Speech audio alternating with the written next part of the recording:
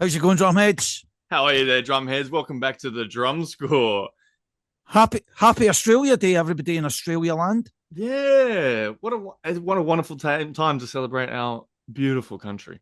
Can I just say one thing about your Australia Day, right? I've noticed that it's the same day as Burns Night in Scotland. Yeah, I'm thinking a twofer? A twofer? It's a bit lazy, isn't it? mate. It's a bit lazy. It's a bit lazy to use people. Twofer. So we've got Burns Night, celebrated one of the most celebrated poets throughout the world, famous guy, you know, But in almost Australia, philosophical, no one a knows bit of about reverence about him. him. And then, do you know what? I tell you what, Mike, we'll have the National Day on the same day as him, so we don't need to do two bank holidays or two celebratory days. So you get two drink days. See, I like that. You get two nights out. Well, Happy Australia Day. I'll be wearing my Wallabies jersey and my kilt at the same time. How about that? Wallabies. Aye. Who's You that ever heard again? you ever heard of them? Is that a pub? They're coming for you, so you better show some respect. I thought you've already said they were coming for us. They never came. Yeah, they never showed now up. They are now. Them and Fiji. That was another team that folk thought, Fiji's they've turned a corner and all that. They're coming to get you. They never came. They didn't show up. I've got a mate, right? He's a Fijian guy, right? Yep. And he was like that to me, listen, you better stand by. They're coming for you this time. And then after the game, the next day, he turns around to me and goes, listen, allegedly they were all full of the grog. Oh, right? yeah. And I was like, really? Really, big man? Really? You can only use that excuse better, too many times, you know what I mean? Just accept it. He's like, Australia too, man. Australia too. They were half cut. They were rough. They were a bit rough the night before. Come on. Breakfast is poison. Exactly. He's put the heat down in their changing room and all that. We've heard all these excuses before. Right. First on the agenda for the night, the day's show, the night show, is band update. Yeah, so tell us what's going on, mate. You've been absolutely busy with it. I'm just going to kind of taper this, right? So, band-wise members, before we do the big team sheet on the 31st, coming up. It's coming up shortly. But before I do the big team sheet, we've got a drum corps, we've got a bass section, we've got a pipe corps. We're now moving on to the realms of tunes we're going to play. Yeah. Right. We've also got to the point where we're shortly going to drop the envelope into the RSPBA. That's electronically speaking. We're going to put in the name of the band and register them. And I've gave it roughly to the 31st. So next week sometime I'll actually put the letter in. Yep. And then obviously we're talking about we're going to have to get audited for the point of view that the RSPB is going to have to come and listen to us and hear us play. That's the deciding one. So we're looking at the first kind of physical get together, right? Like a kind of chant on sticks type thing. We're looking at probably 15th, 16th of March. Fortunately, with great support from the Army, are going to let us use the Army School of Bagpipe Music and Highland Drumming in Edinburgh, which kind of suits a lot of people that are in that neck of the woods. It was a toss-up between it was going to be west side or east side, but kind of prolifically there's going to be a lot more people in that area. Yep. So and it's kind of tailor-made for having a wee practice. So we're moving. The bus is going, the wheels are turning slowly but surely. Yep. So that's the band update. Yep. Who we got tonight, Jace? Who is the guest? We've got the band update, but we've also got a show update for you here. We've got a real nice guest on tonight, and he's a drummer and an educator. Oh, sounds posh. An educator. But he's played across all different styles of music that we're familiar with. So your Swiss drumming, American, your Breton drumming, pipe band drumming. He's worked with, Hans Zimmer, these kind of people. He's a proper pro.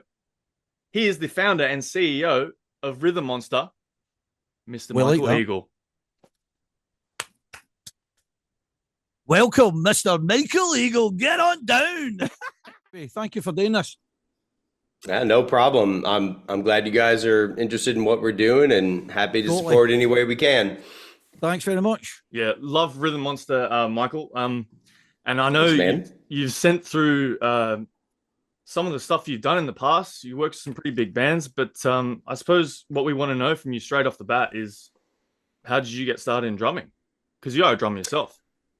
Yes. How did I get started in drumming? So I went through the typical American public school systems. I went to a teeny tiny public school system in Arkansas, of all places. That's where I'm originally from.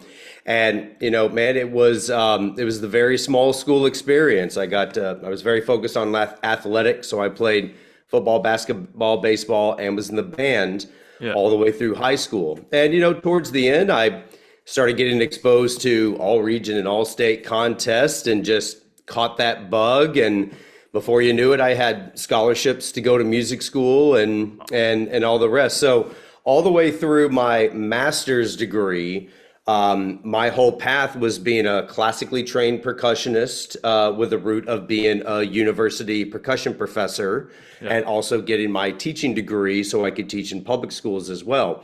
And so that's what I did for about 17 years. I taught at universities like the University of Texas, NYU, and Stony Brook, and numerous public schools all over the country.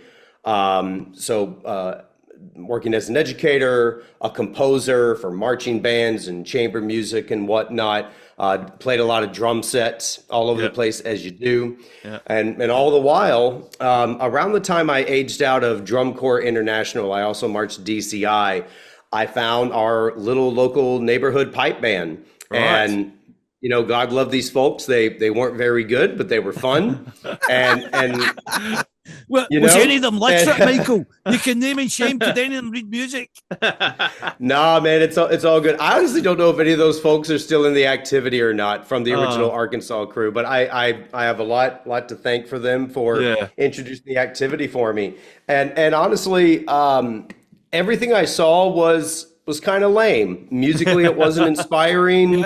The guys who claimed they knew what was going on with drumming, I said, I don't know how to do this, but I know that isn't right. You know what I'm saying? So Michael, but then finally go ahead. Sorry. The trajectory for in the US, the way it seems to be is always DCI. It's always, those big bands. So you've kind of really taken a left turn there with going to a pipe band. Well, yeah. And that was 25 years ago. Yeah. Because in DCI, they have what we call an age out. It's a youth-based activity. All those people you see running around the field with Blue Devils and Santa Clara Vanguard Phantom Regiment, everyone on that field is under 23 years old. Yeah, you have and to if be, you right? see that's right. And so I turned 22 and said, wait, I don't get to play anymore? That's ridiculous, And so pipe band just happened to be right there. They introduced me to Winter Storm, and back then Winter Storm was enormous. Every drummer and piper you've ever heard of was there. And I got one whiff of Jim and Reed and Eric and Gordon and all those guys and said, holy smokes, I'm going to start doing this. So I continued all of my normal pedigree, teaching at universities and writing for marching bands and all this stuff, touring on kit when I could. But all the while, I was playing in more and more competitive pipe bands over the years, just completely fell in love with the art form. Amazing. So see how you're saying you fell in love with the art form, right? And obviously, like you cottoned on, right? You went to a pipe band, it wasn't that really good, or the drum corps wasn't really that good, right? So at what point did you say to yourself, look, I need to kind of, I don't know whether you jettisoned away for the guys, or, at what point did you realize, I don't think, it's a blind leading the blind here. How did you come to the conclusion that you went, guys, it's no you, it's me, or it's no me, it's yous? Do you know what I mean? It was both. I recognized really early on, as lovely these people were, their knowledge was very limited, but that even though I was a young, ambitious music major, I'm, playing really complicated music over here in school, I couldn't really make heads or tails of this. Whether it was the simple scores we were playing then, and at the time, so this is early 2000s, right? So this is 2000, 2001. Somehow, somewhere in the early interwebs, I came across a poorly scanned handwritten score of Jim's Highland Wedding. Right. And that was kind of like finding a piece of the Rosetta Stone for me, And again, I did everything I could to try to understand what is going on here, and I couldn't. So it was ignorance on both sides. I recognized from the get-go There's something here, but I can't figure it out myself. So what we did do in the little band, we did end up flying a guy who I ended up studying with for a while in Austin. His name was John Green, beautiful jazz drummer, played on a championship grade 3 corps way back in the day. Beautiful educator and performer that's just not really on the international radar. So we flew him up, I think, once a year for 2 years. So I had 4 days of instruction in 3 years or something like that. And me and a couple other guys I was able to attract, I mean, we juiced everything we could out of him to try to get the party started. And again, all of this was pre-Winter Storm. As soon as I saw Winter Storm and was exposed to the big guys and the big bands, now it was, okay, that's what it is. This is what I want to do. This is fantastic. Superb. So understand that you're involved in pipe band music, but I'm kind of really clicked to the fact that the Bagad thing as well. Yeah. So like, you know with the show, right? So we're a bit tongue in cheek, and we try to kind of make sure that we're looking at everybody's drumming, right? So I'm kind of inspired by a lot of the American kind of, your DCI type things. All these guys, because at the end of the day, it's all rudiments. It's different formulas that are used for the drumming, but it's still exceedingly good, right? It's still very hard to do. And the weird thing is we've discussed this before, like pipe band drummers. Oh, I'm a pipe band drummer, so I'll be able to play the kit. No, you can't. You can't play the kit, and you can't necessarily do what the guys are doing, right? But you just think can, because you can maybe hear sounds that you think that you could replicate, but actually when your hands go to do it, you can't, right? So, you know what I mean? So how did the Brittany thing, how did that kick in for you? Well, I mean, the Britons are our Celtic cousins, says pipe band people, right? And, they've been, as a culture, they have been developing their own language and food and dance and music, taking influence from Scottish and Irish people, mostly Scottish people, the bulk of their written existence. And so it only makes sense that as pipe bands started to explode post-World War II, the Bagods are down there in Brittany looking over the water going, ooh, that could fit in with what we're doing. Yeah. And so for me, I was in my first grade 1 band. This was City of Washington.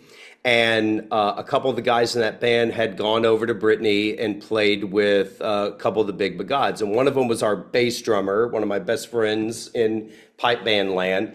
And we're having lunch in the middle of rehearsal down in DC and said, hey, have you ever heard of the Bagods? And I kind of knew what he was talking about because of Shots Laboom Ecos album from, I believe, 2003. Yeah. And again, I'm listening to what I now understand is the set with Bagad Briek, and just, I have no idea what's going on. What is happening? Because in the in the CD sleeve, you can read a few things, but it doesn't really say it's pipe band plus Bagad. But it just, the sound was incredible. And so I said, that was it. That's my only taste. So he pops in a CD of, I'm going to say this would have been the Brest contest of probably 2009, I'm going to say. Right. And he says, here, check this out. And we just sit there and listen to that whole album. I fell in love and just said, okay, I'm going. That's it. I'm going. And I was there in 2010. And I really thought, it was going to be a one-trick pony. I thought I was going to go over there 1 or 2 times, play with the grade 1 band, do the guest spot, and then I'm out. But no, I not only fell in love with that music, I fell in love with those people and their traditions and cultures. And I've now been every year since 2010. I was in a smaller grade 1 Bagad called Wazek.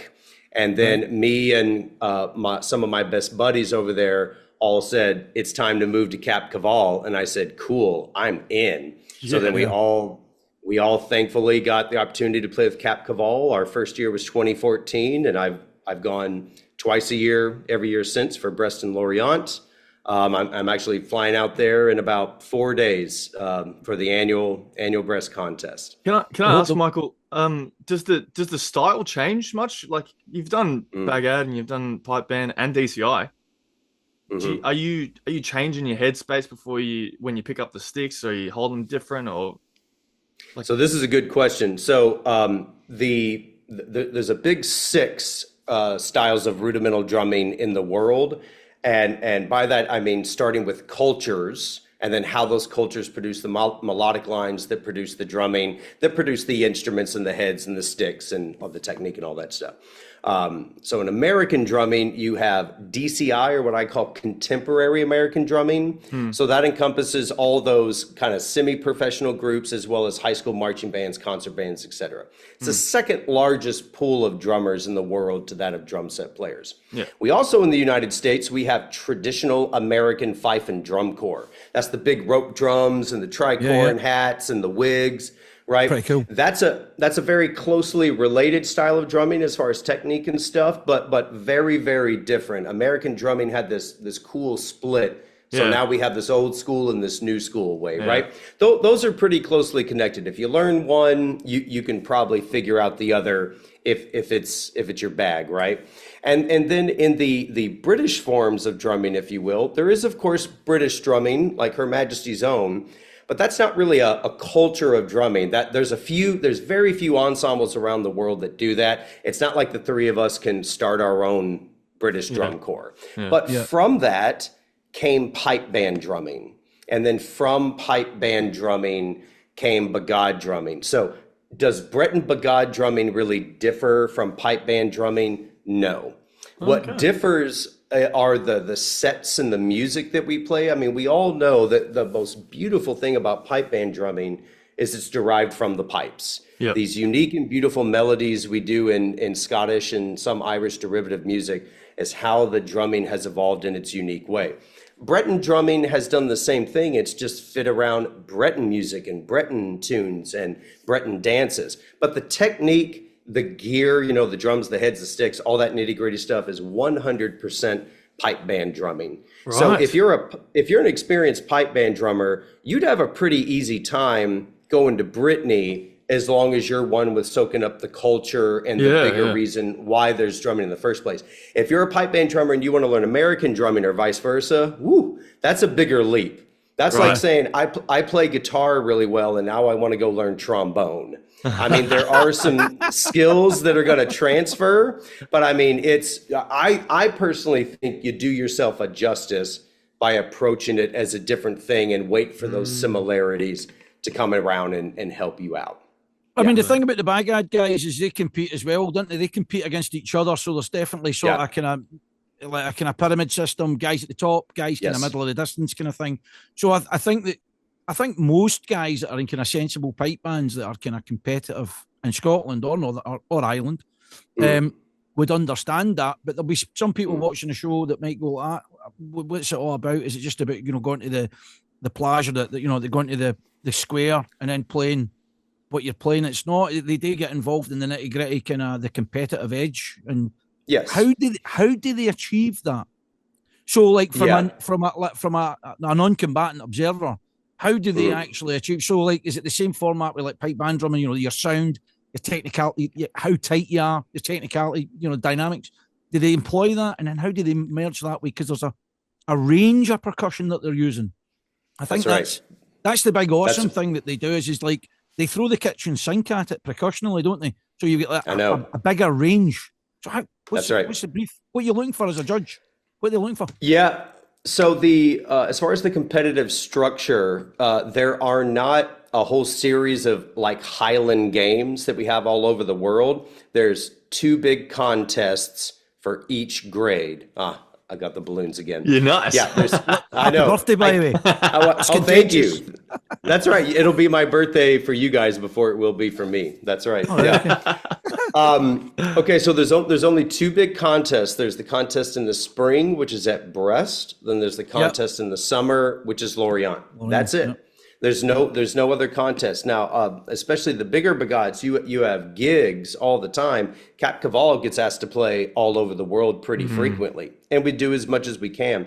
But as far as contests, there's only the 2. So what we do is you take the scores from the 2, and each of those have a respective champion of the year. Then there's an aggregate champion for the year that's putting the 2 contests together. As far as the judging system, it's actually a bit more robust than in pipe bands. There are 12 judges that sit in front of us. Yeah, basically two judges for every subcategory. And Right, it's, okay. you know, it's piping, drumming, percussion, ensemble, bombards, but then there's also judges that are judging you on your cultural appropriation of your melodies.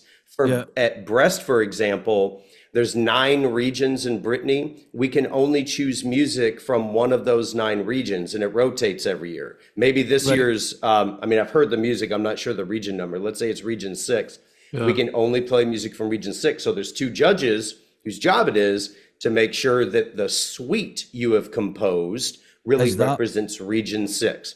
And Lorient, it's no holds barred, but there's still those judges who are really looking out for, are you holding up Breton traditions? Because where in pipe bands, we say that the medley is open and we can do whatever we want, we all know that's not true. There are these underwritten rules if you want to be competitive. In Bagads, it's very true. You have to get outside the box. You can only play Breton music, but you can write new tunes if you want. You can play old tunes, but you cannot play Scottish, Irish, or pop or anything like that. Right. But then as far as the structure of the medley, it's truly open house. And I think one of the things that really attracted me to Cap Caval and that I think is why I belong in this band and why I was there 10 years ago and still now is because of that out of the box music thinking, where you are still rooted in your cultural traditions, but you try to do new and incredible things with it every time you take the field. Yeah. Now, as far as how we put it together, it's pretty incredible. We have a design team, and then it eventually trickles down to folks like me to help with the percussion bits and help orchestrate and assign and rehearse the percussion section. But we get the bulk of that work done in about a week before each respective contest. It honestly, as you know, as someone who's been a professional musician for many decades, it feels a lot more like a professional ensemble. Yeah. So instead of flying in for rehearsals once a month for a year, no, you work it out remotely, and then you show up a week before and Put it all together. really get down and dirty about it and make sure it's hot. Wow. Yeah, Hey, it's pretty incredible. that is incredible. So playing with Baghdad, and you also play Oran Moore Grade 1 pipe band. That's right. Another thing I've seen on your resume is you've worked with Hans Zimmer. I mean, Yes. how do you go about your life and just fit all this in, you know, stay motivated and just get all this done? I mean, I'm motivated by people who believe what I do, and that is that quality of life is improved with music and drumming. Yes. You know, I got to work with Hans and Questlove and all these other incredible guys just by being a working musician in the city. Yeah. And when you really commit yourself to that and you figure out where are your lanes and what do you want to do and who are the people you can really follow and have mentor you to help you into the scene. Yeah. You find yourself being the right guy in the right place in the right time. Awesome. You know? Right. Yeah. Michael, $1 million question, right? Rhythm Monster, right? What was the beginnings? How did that happen? Because we all know it's a fantastic thing, but there's a lot of people that are watching this. I've seen a lot. There's maybe about 5 in the cat or something like that, right? But there'll be a lot. Awesome. There'll be a lot of people watching this and go like that, right? So everybody kind of knows. Everybody that I know that's in the pipe band world, well, Rhythm Monster, baby, right? And I think I was kind of late into the game. I was kind of late. I was like, what's that? But I'm that age, right? I'm like, what's that? A mobile phone? What's that? So my thing is how did that come about? What was the kind of tipping point you went, you know what? I've got this idea and I think this needs to go forward. Tell me, explain to everybody. So, going on about, I think it was year 16 or 17 of being a percussion director in public schools and universities in the U.S., I felt myself coming to what ended up being kind of a philosophical end road with traditional education in the United States. I just started learning more about other education systems around the world. And as much as I then and now love what we do in the United States with the arts, like arts and athletics we do really well in the US. We could always do better. Oh my goodness. Yeah. But we're seriously committed. I mean, you can go to a teeny tiny town in Arkansas and still be in a concert band and a marching band and a jazz band and do all these things, right? So there's a lot of positive things there. But the more I was learning and the more I was growing, the more I just felt that I wanted to do more for my students. I wanted to do more for myself. And as opportunities arose to either work at bigger schools or bigger universities, I just felt that there was a ceiling that conflicted with some of the other things that I wanted to experience in life and that I wanted to give to my students. Yeah. And so I just got to a point where I said, okay, I'm going to give this one opportunity, one more chance to see if it pans out. And I did my piece of the puzzle. It went really well, but then the institution didn't back up what they said. And I just said, that's it. I'm using this as the opportunity to try to do something else. And I knew I wanted to keep teaching primarily. I knew I wanted to keep performing. I knew I wanted to do something that was content forward and cloud-based, something online. But I had no idea how to do any of that stuff. I didn't own a camera, didn't know how to build web pages, none of that stuff. But I just started.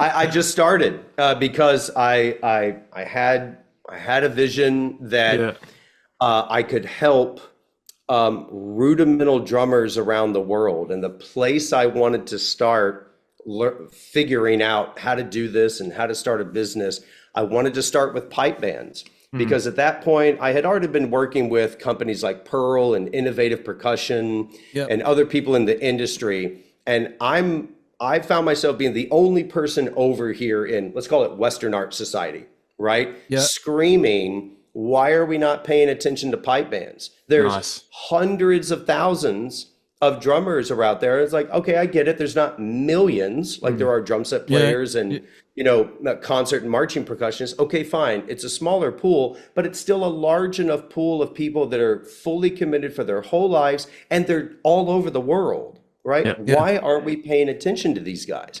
And I've been screaming about this, you know, since, you know, probably about the mid to late aughts or whatever. And as I started getting my own endorsements and my own opportunities to work with these companies, I would do the American stuff. But meanwhile, I'm saying, hey, we need to be looking over here at pipe band guys too, because these guys don't age out.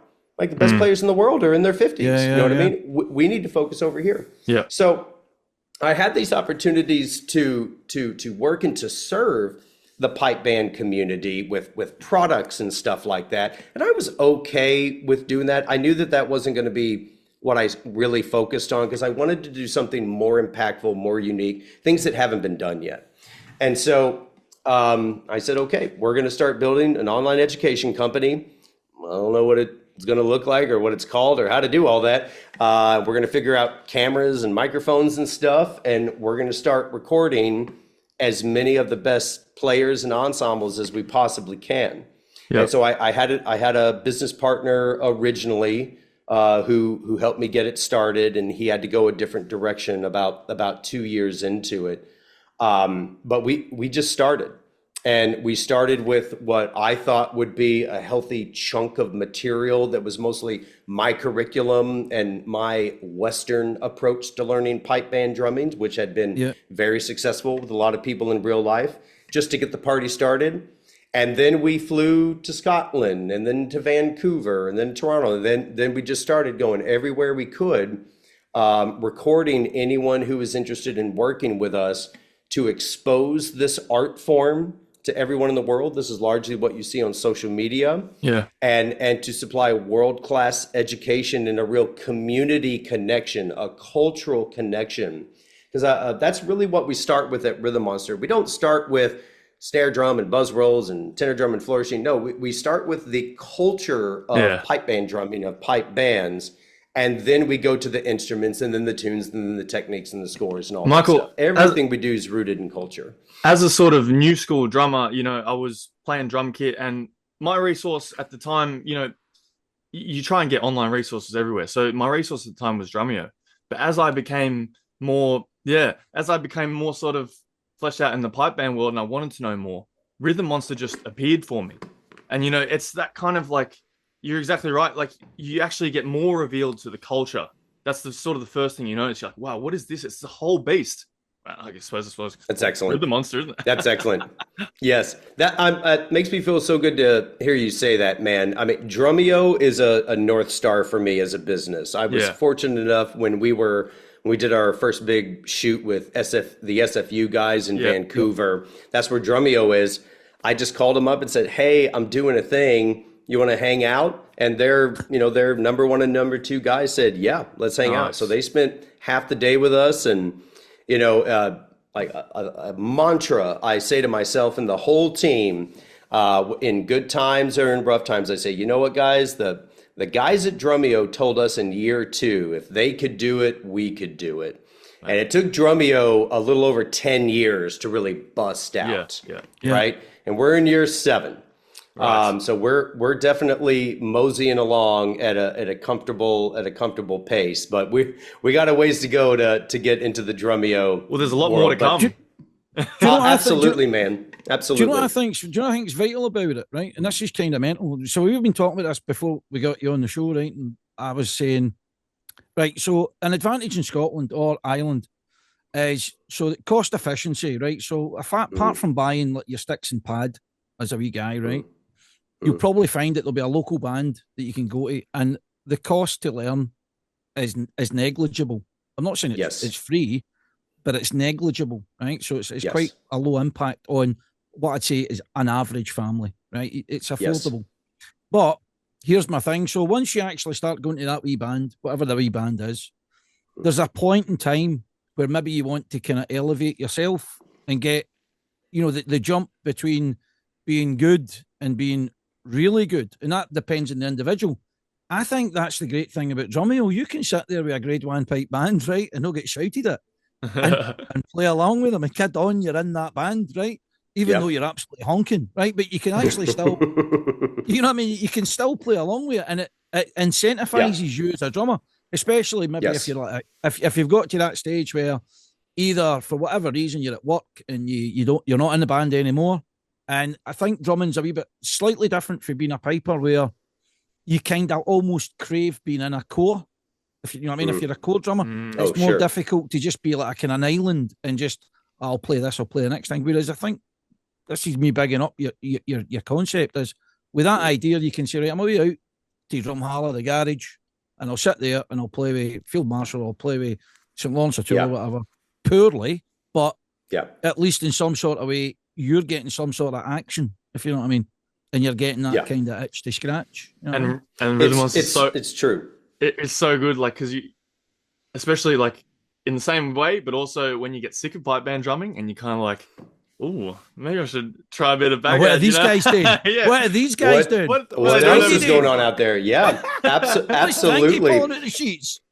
You know, man. The thing I always told my American drumming students, because I've helped a lot of kids get into DCI and universities and stuff, I would always teach them this much pipe band drumming or this much Swiss drumming, right? And same thing with any pipe band student I ever had. I of course, I'm raised as an American drummer and came into pipe band drumming, so that's the way that I know. I have an American approach to pipe band drumming, and I think that for pipe band drummers, however you got there, if you learn this much American fife and drum, this much Swiss drumming, this much French drumming, you're going to come back to that technical thing that's been a hang up forever, that thing in the Strass Bay you can't ever get right.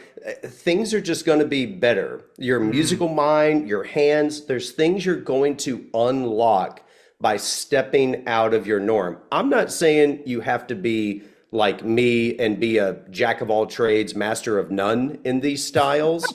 You don't have to do that. But I'm telling you, if you say, okay, I'm a pipe band drummer, pipe band drumming's my thing, I'm telling you, try a little non-pipe band drumming. And when you come back, there will be things that you hear and feel and can do that you just couldn't do 30 minutes ago. Oh, yeah. And this is the beauty of Rhythm Monster. You can pick and choose whatever rudimental style all over the world you want to focus on. And then you get to decide, do I just want to play in my garage and that fulfills me? or if I seen enough where I'm saying that's it, I got to find my local pipe band. Yeah. We had 3 different people at Winter Storm last week come up and tell us we played at the Worlds for the first time and we're competing at Winter Storm for the first time because of Rhythm Monster. And that's incredible. I mean, that's people that maybe otherwise would have been lost on pipe bands altogether. Yeah. And now they're actually wanting to get competitive. That to me is a big goal of ours, to bring new and warm blood into this activity. See the Winter Storm thing. I'm going to press you on that because I've seen on social media Pad Lab, right? The Pad Lab thing, and that was set up at Winter Storm. No less I was watching the right thing, but I seen it out display. I think that's a terrific thing. That is genuinely, it's as good as you're going to kind of get where you can go, oh, what was that wee bit? There's always a bit you go, what was that wee bit? What was that? What? And to play along with it, that's a fantastic idea. I mean, how did that come about? How did you have to go to somebody specific to say, this is what I want? And do you know what I mean? How did they do that? Amazing bit of tech. Yeah. How did this magic happen? It's pretty magic. So this is a brainchild of mine that I've had for a long time, that solves just this basic issue of, when I'm a student, whatever it is I was studying, timpani, marimba, snare drum, whatever, I needed to physically put my body so I could see my instructor's hands and kind of remember them. And I would always have a tape recorder or voice memo, something going, so I could hear what I needed to hear, and I could see exactly what I needed to see to take that information home and then work on the thing. So Pad Lab was built around allowing anyone to do that. You can see what you need to see, you can hear what you need to hear to learn your way. As far as the tech is concerned, I went shopping around at the time, and this was in 2019, this was only in our second year of operations. There was some third-party software floating around out there that we could possibly license, but I just didn't like that idea. I didn't want to get into the license game. I want to build my own thing, right? Yeah, nice. And so I went to all of those companies and said, hey, big tech companies, I have an idea to modify one of your current products. Can you do this with me? And I had 3 big companies just straight up say, what you're trying to do is impossible. So I said, okay, well, I will find someone who doesn't think that. And I did. Nice. And that person just happens to be another tech guy that a lot of pipe band people might be aware of. His name is Kirk Potter, and he is the owner and creator of Ensemble notation software. That used to be Bagpipe Writer and Drum Writer. That is now Ensemble. So Kirk Potter and I connected somewhere around this time, and he shortly thereafter became Rhythm Monster's CTO, Chief Technology Officer, and he is to this day. And we went from talking on the phone, and I remember this. I was driving from Arkansas to Kansas City for Winter Storm 2019, about a 4-hour drive, talking to Kirk Potter on Facebook phone for the first time ever. We talked for probably about 2-3 hours. We went from that first conversation to launching the first version of Pad Lab in 9 months. Awesome. I like that time frame. Jason, take note. That's what I call diligence. It was. I mean, we were busting it. You were hustling hard, as well as we were, man. Because it was. We saw what it could be, and we wanted to figure out how to do it. And I think that Kirk and I, respectively, were driven by the fact that these 3, big players in the music tech space all said you can't do what you're trying to do. So we said, well, okay, let's figure out how to do it then. Yeah. And as much as we love Pad Lab and we're proud of what it is and how it's evolved, this is just the first of many. Yeah. We have several tools, digital learning tools that, if not for COVID and if not for a whole bunch of personal challenges that myself and Kirk have been through coming out of COVID, they would already be out. But we're remaining patient and realistic with ourselves, because anything we commit ourselves to, I mean, we're kind of all or nothing sort of people. So whenever we say, okay, we're going to start building the next tool, or we're starting to building the next iteration of Pad Lab, it's got to be full tilt, just like it was when we came out with V1, which is still what you see today. That's exciting stuff. It's a subscription. It's a subscription service, right? So again, if anybody doesn't know, right, it's just so I can give people the benefit of the doubt. So Jason's actually subscribed to it. Well, we've subscribed to it, right? I didn't know. I recognized the name. I didn't know Jason was going to be on here until I saw the Zoom. Went, oh, no way! Hey, cool. So awesome. So the thing is we were talking, right? So we were talking cost, right? So everything's about cost, right? So we're talking about cost, and it's like it works out about this amount. So he's like mid range, and it was about 20 odd quid a month, right, or something like that, right? That's and I was like, at first I went, I don't know if I'd pay that, right? Genuinely, this is like the things that adult dads think about, right? You go, I don't know if I'd pay that, right? But then I actually thought, no, wait a minute, that's about £5 a week, right? It's about £5 a week, right? Let's and that's it. And that's if you're paying monthly. If you pay annually, then it's half that or better, something, right? Yep. So actually, I had to kind of pivot on my first kind of Scottish dad thing, going, oh, I'm not paying for that, right? And then I was like, well, wait a minute, hold on, maybe I'm getting a bit of a deal here. And so actually, I'll be fair, I think actually it's money worth spent, because in all reality, 20 quid versus what you would normally spend on other, honestly, junk that you buy the veins, right? Honestly, just like throwing stuff in a bin, right? So I'm actually thinking to myself, I don't know, I mean, so I'm like, no, actually, that's not that wild. So my message to everybody out there is get on the bus, man. Get on board. You spend more than a carry out on a Friday night, so get on it.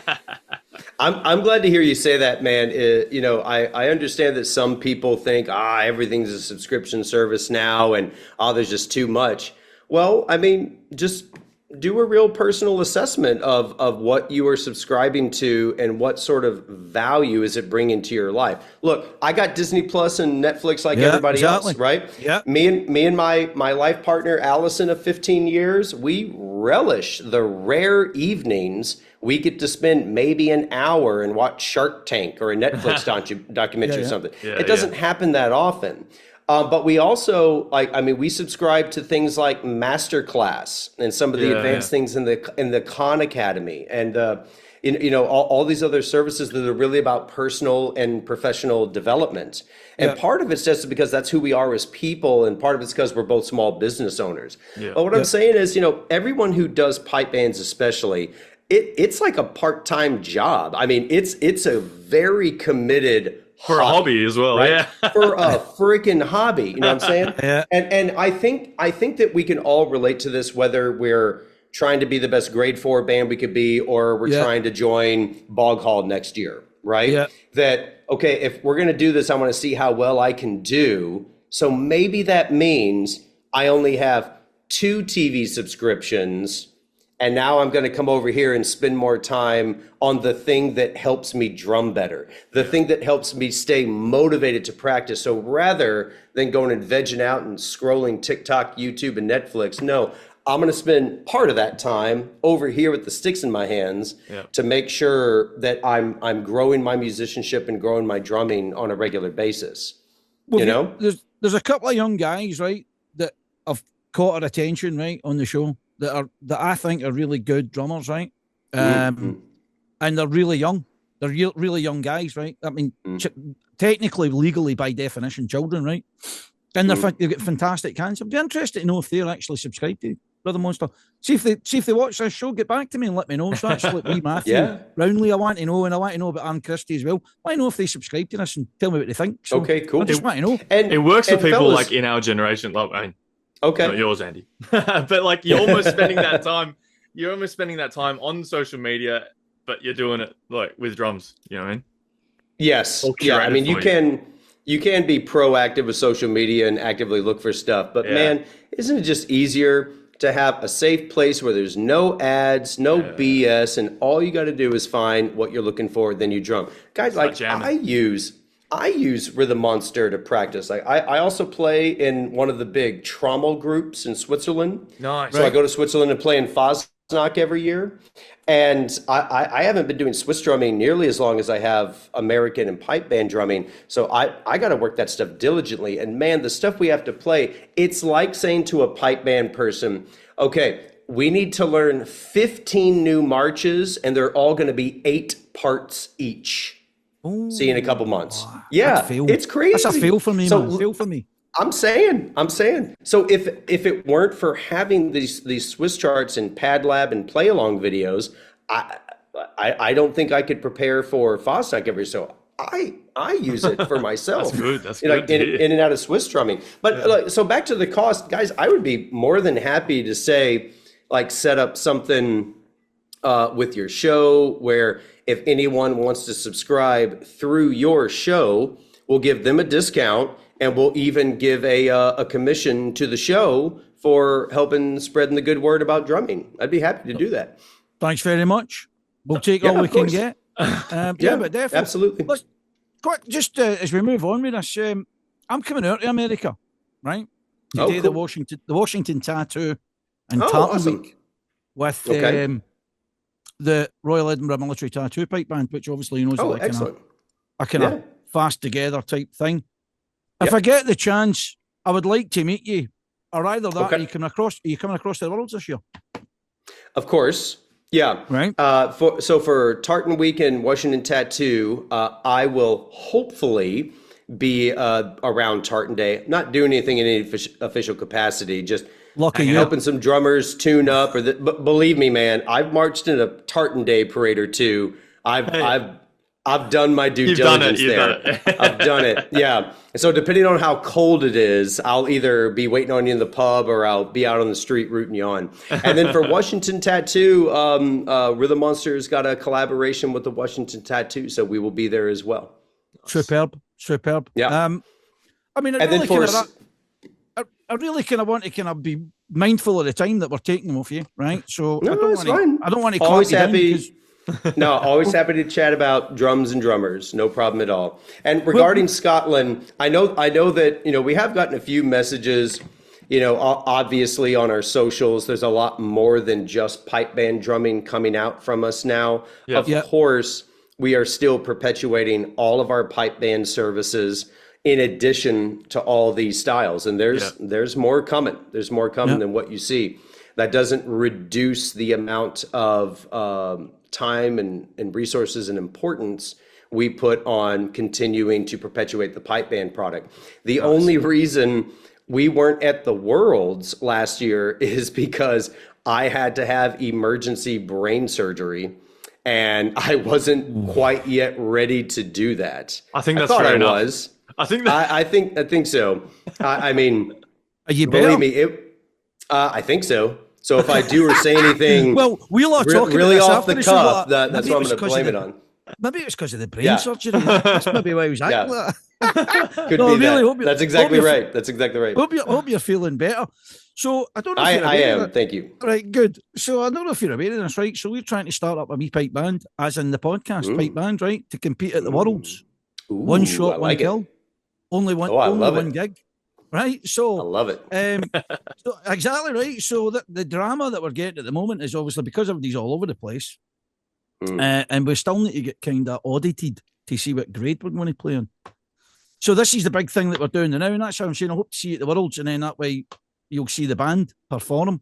Hopefully, there's a band going this year. Yep, this is happening now. This is taking up my life at the moment. Trying to prepare for this. I love it. I'm in Australia and my resources aren't as good and I can't join these guys for practice. So I'll be heavily relying on the old Pad Lab. That's awesome, man. I tell you what, guys. So right now with Pad Lab, you have to choose the score you're working on to then go in and make use of it, right? In the future, I cannot tell you when at this point because I just don't know. You will be able to Pad Lab your own material. Okay. I don't know when that's going to happen. What I can do, again, just to help support the band, if you will send me your sets and let me know who your lead drummer is, I can That's me. communicate with. Is that you? Okay. Yeah. So I can But give you know what, right? some. I'm not doing the scores for it. It's Simon Grant that's going to use the scores. He's doing the scores for the band. Even So he's easier. gonna- You know, I Simon's know. worked with us before. Yeah, So what he's- I'll do He's a is good. I'll get a hold He's a of. we like Simon. He's a good guy. He's amazing. Yeah, he's one of the best instructors we've ever filmed with. I mean, just so easy to work with, so smooth and natural in front of the camera. Beautiful guy. I'll get a hold of Simon. Say, hey Simon, hook me up with the scores. Hook me up, and because he knows how we need to film for Pad Lab, just toss me the videos, and we'll put all the scores in Pad Lab for you. No problem. That sounds fantastic. You're like Santa Claus here. Well, You're just like Santa. you're better than Santa. Hey, man, the call. Look, man, we need, you know, as competitive as this activity is, we need to learn how to support each other better. Oh, big we time. really do. Yeah. I think that we as an international community can often cut off our nose despite our face sort of thing when it comes to trying to balance why are we in this activity? What's the real motivator? Because I think for most human beings, I mean, yeah, there's some desire, there's some intrigue around competing and getting medals and stuff, but that's not the real heart of why we do it. And if we lean too heavily on the competition stuff, I think that can drive people away. So I think that we need to be more proactive in helping each other in our efforts if we really want to see more people come into this thing. Yeah. Everybody's quite supportive of this kind of project that we've started. We only kind of fired the gun with it about I think it was just before Christmas, and we says, right, everybody's get like to the 31st to get in touch with me and say that they want to be in this band, right? But pretty much with a lot of support for a lot of different corners. Paul Brown's been helping us out as well, just telling us what would be right, what would be wrong, but dealing with RSPBA and all that kind of stuff. So with a lot of help. However, what we've spoke about before in the show is how tribal pipe bands can be. My goodness. Do you know what I'm saying? That's a gentle way of putting it. They were rotten today. They were rotten. How did you play today, guys? Thanks very much. Aye, you were great. Aye, they were rotten today. Rotten. Can I tell you my favorite thing? And again, for everyone out there, yes, I am American. I am very American, but I want to give you my American perspective on where that idea, that attitude really manifests. And it's when we are at the games, the Worlds or otherwise, and we are watching the groups warm up. Okay. If you go to an American marching band competition, whether it's little high school bands or whether it's big DCI drum corps, you have hundreds of people forming circles around the drum lines. It's like a rock concert. Like everyone's hooting and hollering and cheering them on like, holy shit, oh my God. Everyone is going nuts and they're just warming up. They're just playing easy stuff. Where in pipe bands, you get around the circle and you get this. Yeah. Aye. A lot of people wanting to see fail. They want to see a failure, don't they? Did you see that guy? Did you see the right flank drummer? He wasn't Juggling knives. Juggling knives. No, don't like that. I don't like that at all. And I'm telling you, so a few of the big grade one guys I've talked to about this, just to say, you know, like for me and any Americans I bring over to Scotland, it's really awkward for us to just stay silent while you're playing. It feels really rude to just let people play this amazing music. And there's no clapping, there's no nothing. There's just... See if you've done that with